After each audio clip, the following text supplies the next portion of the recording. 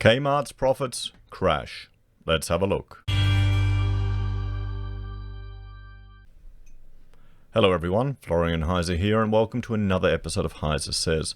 Grab your stein of coffee and let's have a look at this news.com.au article written by Jason Murphy discussing, Kmart's crash in profits, or their profits plummet, lowest in 5 years. What can we learn from this? Are you a fan of Kmart? I know some viewers tend to be. Last time I went there was for Christmas shopping and I was shocked at how cheap some of the toys are. And, there's so many people that are surprised these articles are coming out. People are shocked that Kmart is pretty much just selling only Chinese manufactured goods. I mean, how naive are people? Seriously. Why do you think stuff is so cheap? Kmart's massive mistake sees profits plummet to its lowest in 5 years. There's a worrying trend happening at Kmart, and it's not good news. Does this mean the beginning of the end for Australia's beloved bargain retailer? So lowest profits in 5 years. So they're below 2016 levels, 414. Yes, but they still made a profit. And we're entering a recession, so we'll have to see. At least they're not making a loss. Is Kmart fading? Probably. The super popular discount department store has just revealed its full financials for the last 12 months, and there's a worrying development. Kmart's profit is down sharply to its lowest levels in 5 years. Kmart used to be the golden child of Australian retail. Everyone loved it, and it made heaps of money. But now, as the next graph shows, profits have slipped. There you go, heading down. And remember, you've got to account for inflation too, so the money isn't worth the same. The latest results may be concerned about Kmart. I was especially concerned because profits probably should have gone up. Kmart's fall happened at a time other retailers were rising. JB Hi-Fi increased its profits by 32%. The supermarkets were killing it. Even the reject shop did really well, turning last year's loss into a welcome profit. Kmart is famous for selling wildly popular homewares, many of which become Instagram favorites. During the pandemic lockdown, sales of homewares went through the roof, as the next graph from Commonwealth Bank shows. Spending on household items was up as much as 50 to 70% compared to the year before in various states. And let's have a look at that. I'm going to bring this over a little bit so we can see it. There you go. Household furniture. Except for Victoria. And probably Queensland now. Oh, no, we don't have the same level of restrictions that Victoria has. Not yet, just wait. Kmart should have been perfectly positioned to turn the pandemic into the biggest sales event of its life. Instead, they grew annual sales by a pitiful 5%. That's because the shelves at Kmart were almost bare during May and June. The big blunder.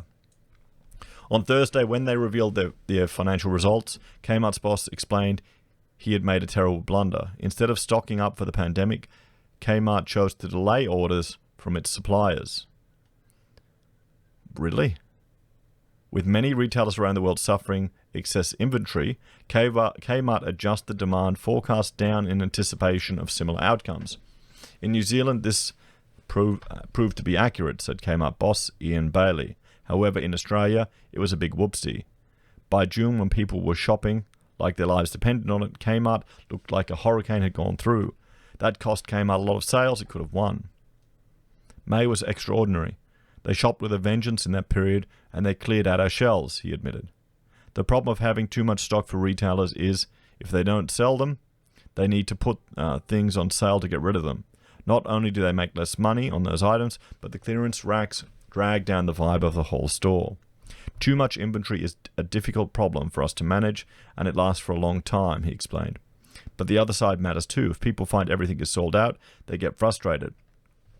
Kmart claims to have put in big orders with its suppliers and sorted out their mistake. They claim to have stuff back on their shelves. But my online shopping shows plenty of things are not available from my local Kmart stores. Others are saying the same, and how annoying it is when they just don't tell you what's not available until the checkout. Well,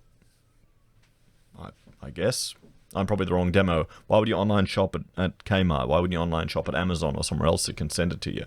Or can Kmart send it to you now? Next year, you should find Kmart fully stocked with many things, but not everything will have boxes and boxes out the back. Kmart has decided to buy less of highly seasonal stuff like winter coats, things that sell all year round, they will stock up on. More hoodies, less coats, explained Ian Bailey. Very little risk of markdown in that product, hoodies, because it doesn't go out of date. So if you want one of those seasonal things, it might be smart to either swoop in fast or look elsewhere. Can Kmart survive the recession? And that's the interesting question. Kmart says it is not worried about JobKeeper and JobSeeker payments starting to revert. People might stop shopping, they reckon, but Kmart won't notice. The reason Kmart is the cheap option. While some people will stop shopping at Kmart when they lose income, other people will start shopping there. If we do go into a period of less stimulus and tougher economic environment, we think the flight to value is going to be significant, and Kmart's price position is exceptionally good, Mr. Bailey said.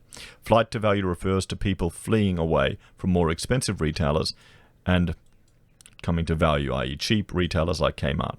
And what about Target? Kmart is owned by the big conglomerate Wesfarmers, which owns Bunnings too, and Officeworks, and also Target. The bad kid of the bunch. While Bunnings and Officeworks soared amid the biggest spending spree in Australian history, Target managed to lose more sales.